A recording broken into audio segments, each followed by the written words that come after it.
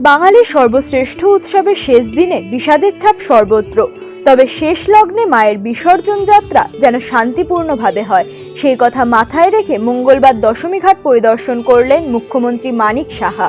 বিজয়া দশমীর শুভেচ্ছা জানালেন রাজ্যবাসীকে।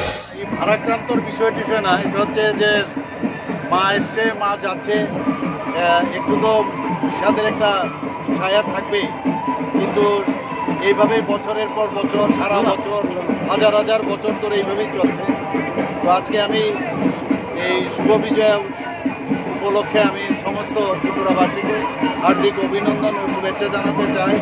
এবং আমরা সুখ শান্তি, মা এসছেন, আমাদের আশীর্বাদ করে গেছেন, এবং ত্রিপুরা রাজ্য এক ত্রিপুরা শ্রেষ্ঠ ত্রিপুরা যেটা আমরা বলছি, সেটা নিশ্চিত মার আশীর্বাদে আমরা নিশ্চয়ই আমরা করব, এবং এর জন্য সবার সহযোগিতা দরকার।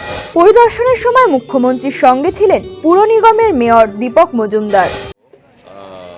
ত্রিপুরা জেলায় বলবো যে সবচেয়ে সুন্দর সর্ববৃহৎ নিরঞ্জন ঘাটের ব্যবস্থা করা হয়েছিল।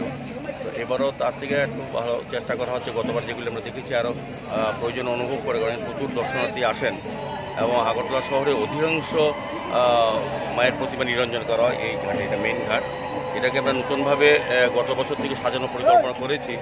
যারা প্রতিভার সঙ্গে যারা বাদ্যযন্ত্র বা সাউন্ড সিস্টেম মানে তাদেরকে ভিতরে ঢুকতে দেওয়া হয় না। আমাদের দেখবেন আমরা উলুধ্বনি শঙ্খধ্বনি দিয়ে মাঙ্গলিক কাজ করা হয়।